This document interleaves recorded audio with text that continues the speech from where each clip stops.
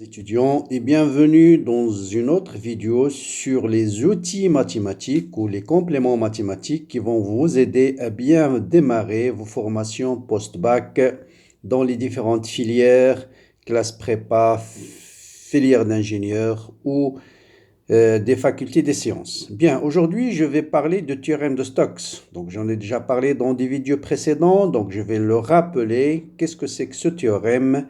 Comment l'appliquer dans un exemple bien déterminé. Bien, qu'est-ce qu'il nous dit ce théorème de Stokes? Bien, c'est un théorème qui permet de faire la liaison entre une intégrale curviligne suivant une courbe gamma et une intégrale suivant une surface S. Qu'est-ce qu'il dit ce théorème? Si vous avez un vecteur quelconque, la circulation de ce vecteur le long d'une courbe gamma, c'est égal tout simplement au flux de rotationnel de A scalaire D de S à travers n'importe quelle surface. C'est quoi la relation entre la surface et le contour? Cette surface, elle s'appuie sur le contour gamma. Donc, c'est un théorème qui permet de faire la liaison entre une intégrale curviligne suivant une courbe et une intégrale suivant une surface. Des fois, c'est plus facile de calculer le premier terme, des fois, c'est plus facile de calculer le deuxième terme. Donc, on profite de ce théorème pour calculer l'un connaissant l'autre. Bien.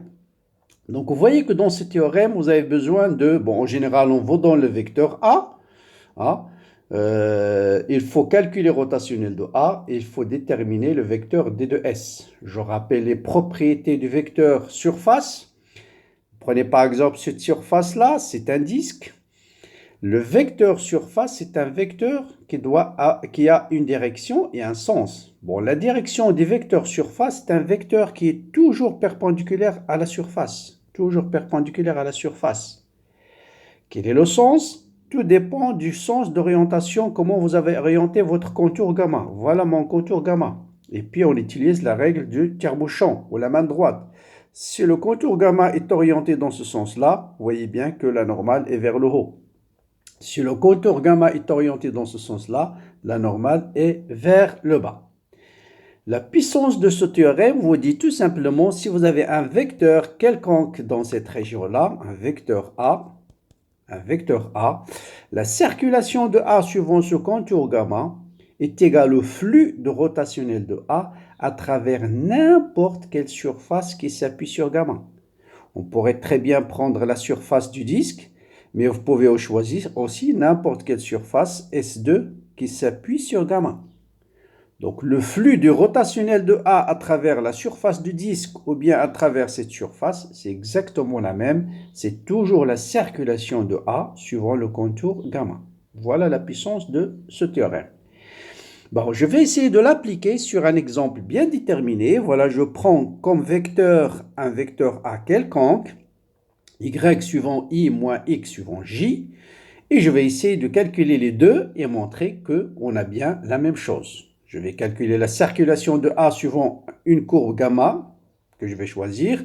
Ensuite, je vais calculer rotationnel de A scalaire D de S sur une surface qui s'appuie sur gamma. Quel est le contour gamma que je vais choisir? C'est un contour OABO. C'est-à-dire, voilà, je démarre à partir du point O, je vais aller au point A, ensuite un demi-cercle, j'arrive au point P, ensuite je rejoins le point O. C'est bien une courbe fermée.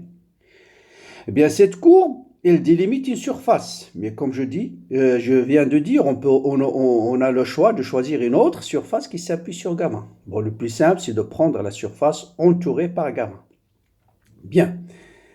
On va d'abord calculer le premier terme.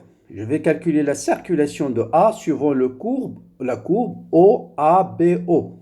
Je vous rappelle que ici, on a des coordonnées cartésiennes, donc le plus simple, c'est de travailler en coordonnées cartésiennes. Si vous avez A est exprimé en fonction du coordonnées polaires, il faut utiliser D de L en coordonnées polaires. Le produit scalaire de A de D de L, c'est Y fois D de X. Voilà, moins X D de Y. Donc voilà ce produit scalaire, A scalaire D de L.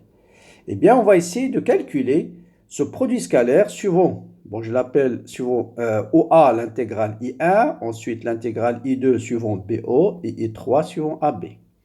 Je commence par OA.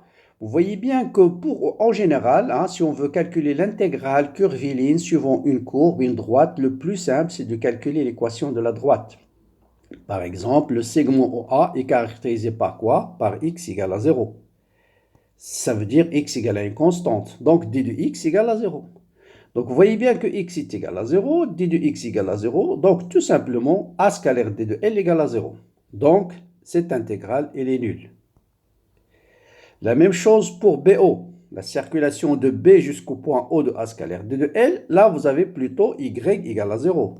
Donc, d de y égale à 0. La même chose, y égale à 0. d de y égale à 0. Donc, I2 égale à 0. Donc, la circulation du vecteur que j'ai choisi entre OA ou bien BO est nulle.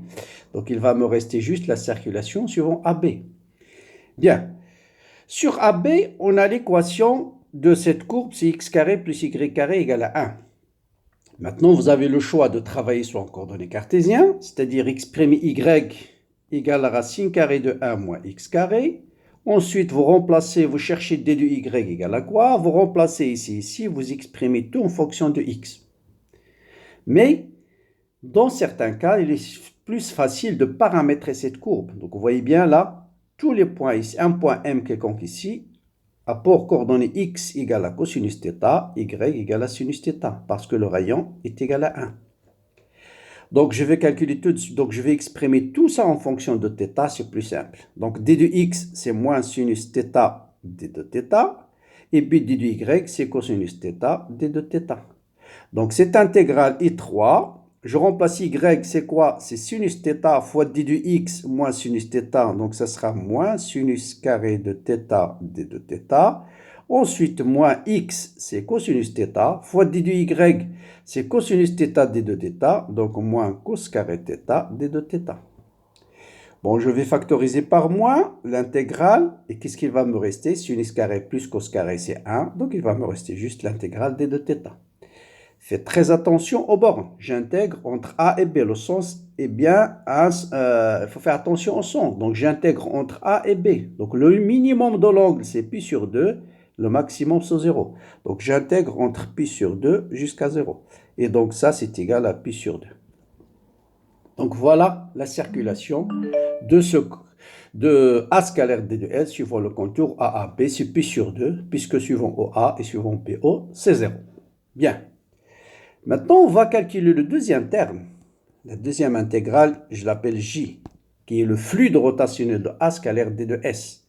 Donc, la première chose, comme je disais, faites très attention, d de S est un vecteur. Donc, il faut bien déterminer, puisqu'on a besoin de calculer ce produit scalaire. Donc, vous voyez bien avec cette orientation, la règle de la main droite ou le tire-bouchon, le d de S est un vecteur qui est rentrant. Donc, d de S, c'est moins d de S suivant K. Là, il faut faire attention au signe. C'est moins d de S suivant K. Bon, après, il suffit de calculer le rotationnel de A. Bon, c'est nabla vectoriel A ou bien gradient vectoriel A. Le gradient, c'est d sur dx. Là, on va travailler en coordonnées cartésiennes plus d sur dj. Vectoriel, le vecteur A, c'est y moins xj. I vectoriel I, c'est 0.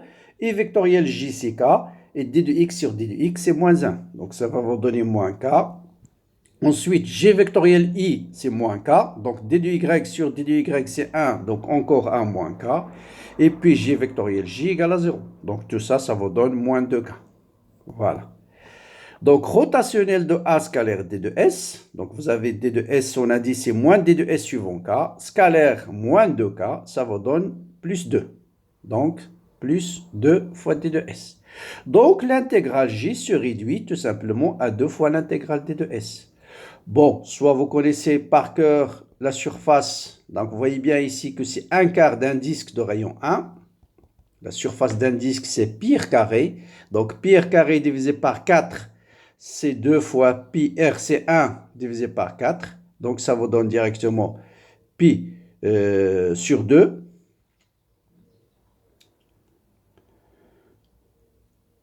Donc, d de S, c'est pi r carré sur 4. Voilà. Voilà. Donc, c'est. Et 2 pi sur 4, ça donne pi sur 2. Donc, c'est exactement ce qu'on a trouvé avant. Voilà, pi sur 2. Ou bien, on pouvait utiliser les coordonnées polaires. Un élément de surface en coordonnées polaires, c'est r, d de θ. Et puis la surface, je calcule la surface d'un quart d'un cercle, c'est l'intégrale RD de R, le rayon varie entre 0 et 1, θ varie entre 0 jusqu'à pi sur 2, et ça vous donne tout de suite pi sur 4. Vous voyez, on le retrouve par calcul. Comme l'intégrale J, c'est 2 fois S, donc ça me donne pi sur 2, donc je retrouve exactement la même valeur que j'ai déjà calculée par l'intégrale curviligne. Donc voilà pour ce théorème de Stokes, très utilisé en électricité en particulier. Donc ça permet de faire une liaison entre une intégrale curviligne, en général circulation d'un champ électrique, et circulation d'un champ magnétique par exemple, ou circulation d'un champ électrique, et ainsi de suite. Donc voilà pour ce théorème, à travers cet exemple. Bon, il y en a d'autres exercices sur la chaîne sur le théorème de Stokes, théorème de Green, et les différents opérateurs. Comme d'habitude, n'oubliez pas de vous abonner à la chaîne, de la partager avec vos amis. Bon courage, bonne continuation et à très bientôt.